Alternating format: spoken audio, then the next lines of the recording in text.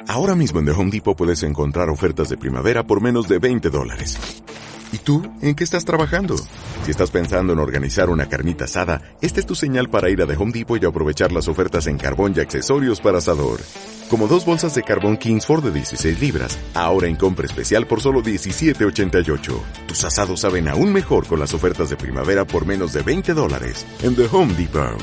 Válido del 24 de abril al 7 de mayo, sujeto a disponibilidad, válido solo para artículos seleccionados.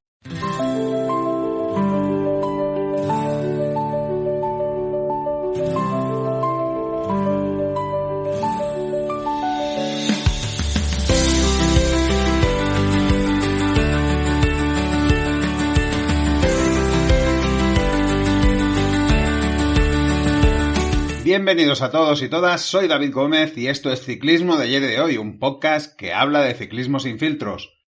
Parece que el ciclismo femenino sigue revolucionado, con victorias un tanto sorprendentes, como mínimo en las Ardenas, donde creo que si alguien hubiera hecho una porra, de las 3 ganadoras no lo hubiera acertado nadie. Ya os hablé la semana pasada de la victoria de Misha Bredewol en la Amstel, esta semana la gran victoria de Pup Pieterse en la Flecha Valona. Y no es que sea una gran sorpresa, pero sí que creo que es una pequeña sorpresa. Y luego para cerrar, la de Kimberlyn Lecour, que se lleva la Lieja-Bastoña-Lieja, delante de los morros de Pup Pieterse y Denny Bollering cuando parecía descartada al final de la Redoute. Parece que esa disgregación de buenas corredoras a otros equipos y sobre todo la competencia entre SD Works y FDG está provocando cosas así. Si miráis al año pasado, o hace 2 años, ya existía ese, vamos a llamarlo, problema. Hace 2 años se podía decir que con Canyon, que era el que ponía un poco esa salsa a las cosas, y el año pasado era el líder. Pero son 2 equipos muy diferentes a FDG. Son equipos guerreros, equipos a los que no les importa inmolarse para intentar ganar. A Canyon no le salió bien, pero se puede decir que al líder en muchas ocasiones sí. FDG prefiere ser un SD Works de la vida y comportarse como él. De esa forma, cuando hay un corte en el que, como el de la Lieja, donde hay una SD Works potente y una FDG potente, se suelen anular. Y las que vienen por detrás las cazan y tienen una nueva oportunidad que de otra forma no tendrían. ¿Y eso es bueno? A mí me da la sensación que enturbia un poco los resultados de las carreras y que si colaboraran tendrían otras ganadoras esas carreras. Quizás menos variedad, pero otras. Eso no le resta mérito a las que lo han conseguido, pues han sabido aprovechar las oportunidades que han tenido, pero sí que rompe la dinámica de esa carrera. Es decir, vemos que se hace un corte e inmediatamente después pensamos cuánto tiempo falta para que haya un parón, y es así. Y eso a mí la verdad no me gusta, y hace que baje mi grado de emoción por la carrera. Pero seguro que es una cuestión personal. Me encantaría saber vuestra opinión al respecto. ¿Lo veis igual que yo, o simplemente yo que estoy viendo fantasmas en todo ello? Os hablaré de las 2 carreras que os mencionaba, pero antes en la actualidad, muy cortito porque hay poca actualidad, Lotte Kopecky arrastra una lesión de su rodilla desde septiembre, atención con esto, y Pup Pieterse ya piensa en la bicicleta de montaña. Y añadiré algunas noticias breves, como siempre nos pasaremos por el resto de carreras de la semana y veremos qué nos depara la semana que estamos entrando. Nos subimos a las bicicletas, comenzamos.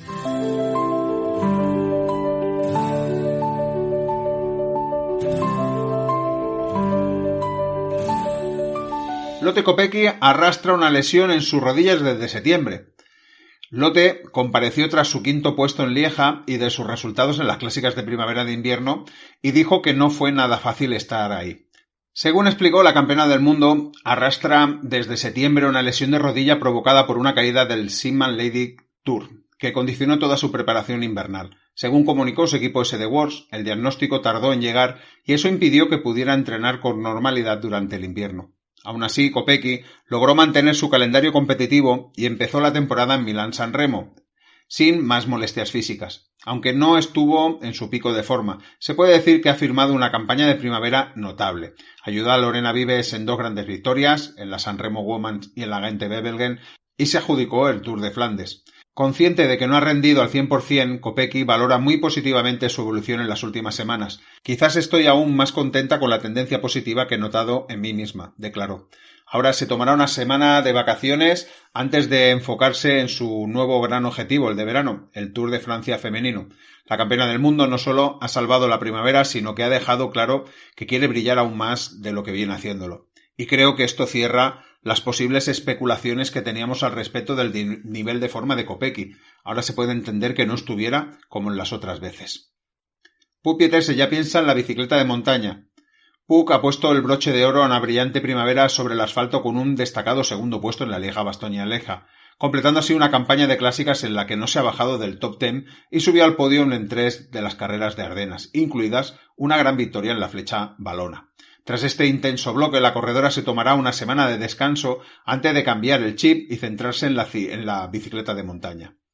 En la rueda de prensa posterior a la Lieja, Pieterse, campeona del mundo de mountain bike, confirmó que su atención se dirigirá ahora al calendario de cross country.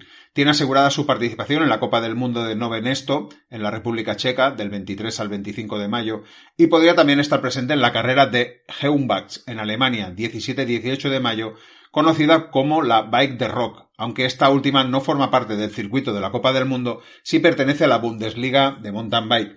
Y ya ha confirmado también su presencia en esa carrera Mathieu van der Poel.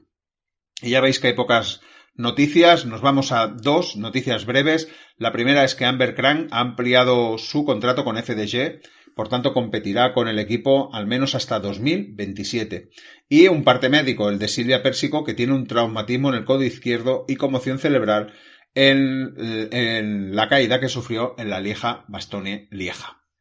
Deja que te recuerde que puedes apoyar el proyecto de ciclismo de ayer y de hoy de una forma más comprometida desde iVoox, dándole al bar en azul que encontrarás en la portada de este podcast y que dice apoyar.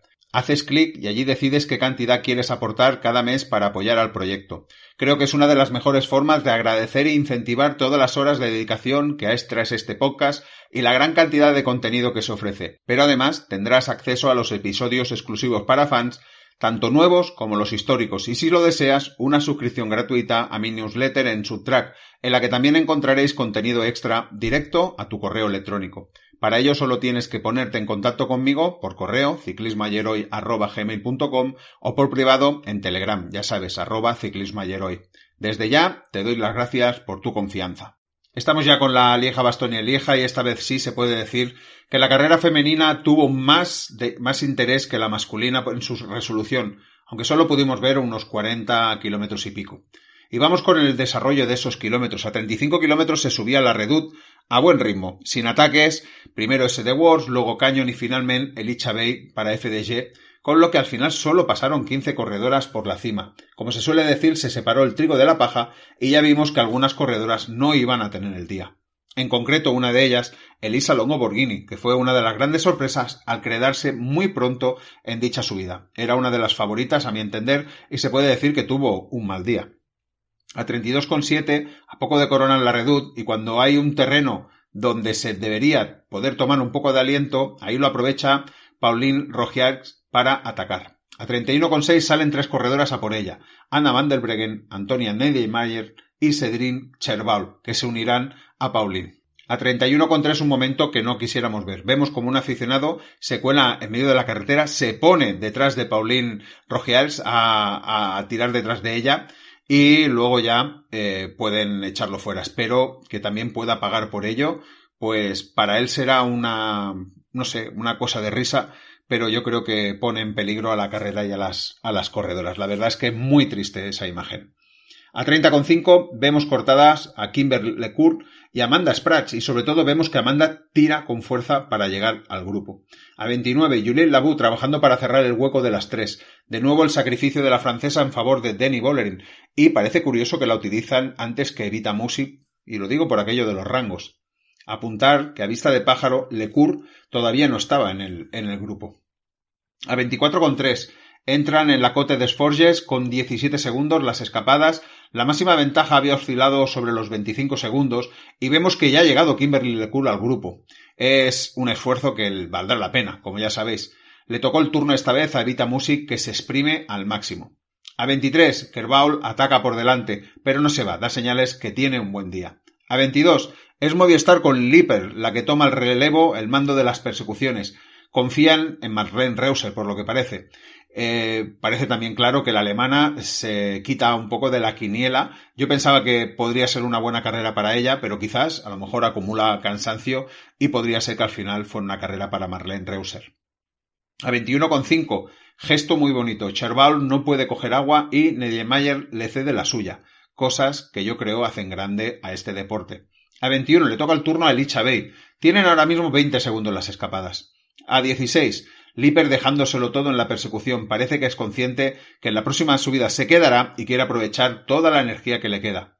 A 14,6 comienza Le Cote de Rouge aux Falcons y entran con 11 segundos. A 14,4 Chabey al máximo para cerrar el hueco y el previsible ataque de Bollering. Las tienen ya delante, justo delante, pero vemos una escena que me pareció curiosa en directo y que tuvo una explicación al final. Vemos como Bollering dice algo por el pinganillo e inmediatamente después la suiza deja de tirar. En ese momento la única explicación que se le puede dar a esto es que el ritmo de Chabey era demasiado duro para Bollering, que no se siente con fuerzas para poder seguirlo y necesita una marcha menos. Por delante, Paulin se deja caer y se pone a tirar de Petersen en el grupo perseguidor. Solo Cherbaul y Van der Breggen siguen en cabeza con unos metros. Se queda Kasia también en ese momento, otro de esos momentos que no esperábamos, aunque la primavera de la polaca ha tenido pues muchos altos y bajos, y Paulin cierra el hueco a 600 metros para coronar. Trabajazo otra vez de Paulin Rogiers para Pup Pietersen. En ese momento están en cabeza Rogiers, Pietersen, Cherbaul, Kopecky y Bollering. A punto que no está Lecour. En ese momento no está Lecour. A 450 metros, Bollering pone ritmo y cede Paulin. Y coronan juntas. A 12,5 vemos como Marlene Reusser intenta conectar con las de cabeza. A 12,3 Cherbaul se va sola. Es lo único que puede hacer ante las otras tres al no tener sprint. De nuevo, demostración de que está muy fuerte. A 11,8 llega Marlene Reusser y comienzan los problemas en los relevos. Kopecky le pide un relevo a Bollering y esta no se lo da. Además, que llega Reusser también nos dice que el ritmo del grupito tampoco era del todo rápido. Además, Cherbaul se ha ido por delante. A 11,3 parón. De nuevo, por no entenderse, y podría ser que llegaran unas 10 corredoras por detrás y en ese grupo está Lecour. Le están dando una vida extra a todas esas corredoras que ya han sido descartadas en las dos últimas subidas. 11 kilómetros llegan a la cota no categorizada. Pietersen, que empieza a estirar el grupo. Vemos a Kasia intentando llegar sola desde el grupo de atrás. Lo que sí que la consigue es Lecour. A punto que en sus redes sociales Kasia ha compartido la imagen justa de ese momento. Se ve a Kasia luchando por no quedarse y a Lecour que ya le ha pasado por su izquierda y está a punto de conectar con la cabeza. Es el momento clave de la carrera. Hay que aplaudir la entereza de la corredora de Islas Mauricio, que no se ha dejado, que no se ha rendido y que ha sabido resucitar en el momento justo para tener posibilidades de jugarse la carrera. Eso también, en ese momento también, Kopecky es el momento en que dobla la rodilla y se queda. A 9 kilómetros cazan a Cherbaul, a punto que ahora si Bollering colabora, pues ha eliminado a Kopecky, supongo que se siente que tiene más oportunidades de ganar contra las otras tres. Llegamos al sprint y Kimberly Lecour no deja ninguna opción. Gana con mucha soltura sobre Pietersen, que hace segunda, Bollering tercera, Cherbaul cuarta. Kopecky ganaría el sprint del grupo perseguidor y acabaría quinta. En el podium pudimos ver muy emocionada a Kimberly Lecour, consciente de lo que significa para ella y para el ciclismo africano una victoria así. Os recuerdo que la corredora es de Islas Mauricio, situada en la parte derecha del continente africano, al este de Madagascar. Esta es su séptima victoria profesional. El año pasado consiguió una etapa del Giro de Italia Women y ya os fui apuntando a la corredora durante todas mis previas de este año. Lo digo de memoria, pero creo que en todas le puse 3 estrellas, pues acabó haciendo un 2024 muy bueno y había comenzado el 2025 de la misma forma. Y esta victoria acaba de confirmar ese favoritismo que yo le iba dando en todas las carreras. La corredora le dio las gracias a todo el equipo por el trabajo que había hecho, pero sobre todo a Julie Van de Velde, que fue la que le dio la vida cuando se quedó en la Redoute. Qué gran corredora es Julie, como cuando se pone el mono de gregaria es fundamental y ya lo había sido para otras compañeras de equipo y es una lástima que muchas veces ese trabajo pase desapercibido. La corredora también indicó que estaba contenta de ver ondear la bandera de su país y de que se oiga su himno, pues muchas veces se desprecia a Islas Mauricio cuando son un país independiente con más de 1 millón de habitantes. Aquí volvió a salir la polémica por el parecido de su maillot con el de campeona del mundo y dijo que así es la bandera de su país y que la UCI había aprobado el maillot y que además a Lotte Kopecky no le importaba que fuera así. Y habíamos dejado en el aire ese momento en que Bollering le pide a Chabey que no apriete tanto. Al acabar la carrera, Bollering explica que hoy las hormonas estaban en mi contra, soy mujer, sufro de un problema mensual. Puede sonar a excusa, pero no es la primera vez que Vollering comenta sus problemas menstruales. Recordaréis que los tuvo en la última etapa del Tour de Francia Femmes, en la que no se pudo hacer con la carrera por 4 segundos. Y es que es totalmente comprensible que con un problema menstrual no se pueda dar el máximo de una misma. El que no lo sufre no puede hablar de ello, pero yo empatizo con ello, la verdad. Y eso sería un poco lo que dio de sí la Liga Bastonia Liga de este año con esa sorprendente victoria de Kimberly Lecourt.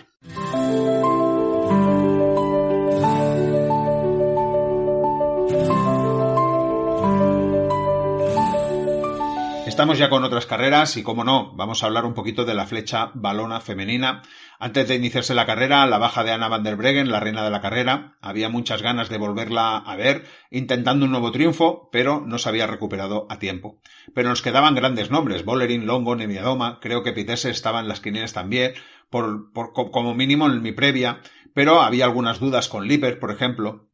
Y Cédric Chevreul, aquí la tenemos otra vez, aquí comienza ya a tener buenas piernas, fue una de las protagonistas de la carrera, pues fue una de las que se puso en fuga y estaría animando la carrera bastante.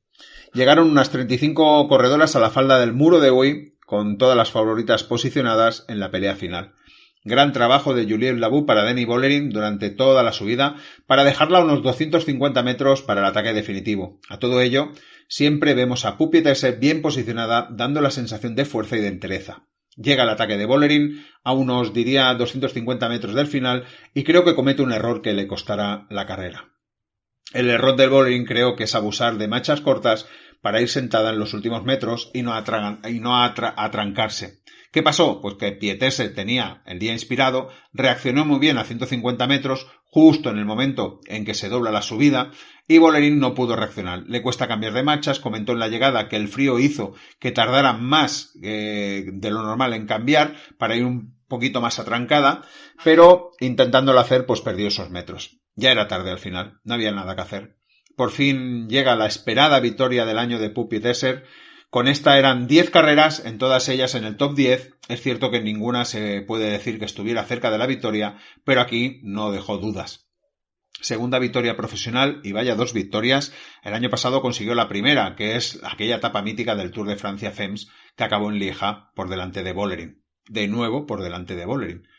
Por tanto, yo creo que es curioso. Por cierto, victoria en el debut en la carrera que le da aún más mérito. La imagen, la felicitación de Denny Vollering a Pup Pietersen, se llevan bien y se veían contenta a Vollering por ser Puck la ganadora. Al final quedó segunda Puck, tercera Longo, que no estuvo en la pomada, siempre a unos metros, cuarta Niewiadoma, yo diría que en su lugar, quinta Lippert, que aguantó todo lo que pudo, bien por ella, sexta Kimberly Lecourt, muy bien de nuevo, aquí ya apuntaba formas, además de menos a más en la subida, remontando, Lotte Kopecky apuntar que quedó 12, siempre a cola del grupo cuando se subía, me da que será difícil ver ganar a Lotte una carrera con este final. ¿Y qué comentó Pietersen? Que hizo caso, que atacó donde le dijeron que tenía que atacar y no antes, que le resultó complicado tener ese punto de paciencia, pero que ahora está contenta de haberlo aguantado. Y se refirió a su mentora de equipo, a Annemie van Vleuten, de la que dijo: cuando sigo sus consejos y utilizo mi propio instinto de competición, salen las cosas maravillosas. Como curiosidad, el técnico Michael Cornelisse le dijo a sus corredoras que si ganaba alguna de ellas, subiría al muro de Huy. Y así ha tenido que ser. Y teníamos otra carrera, que es el Gran Premio de la Liberación 1.1, la carrera que se celebraba en Roma, y nos llevamos una grata sorpresa con la victoria de Paula Blasi. La española, en su primer año en UAE, consigue su primera victoria profesional. Creo que es la culminación del buen hacer durante el mes de abril, donde ya había tenido un par de buenas actuaciones. Y no hay que olvidar que fue cuarta el año pasado en el Tour del Porvenir femenino. Blasi llegó con más de 1 minuto de ventaja sobre la segunda clasificada y más de 2 sobre el pelotón, por tanto una victoria holgada. Además, al día siguiente disputó el Campeonato de Cataluña en ruta femenino y se llevó la victoria con 12 segundos de ventaja sobre una corredora francesa que en principio no contaba para ese campeonato y más de 7 minutos sobre la tercera clasificada, que me parece que es una burrada.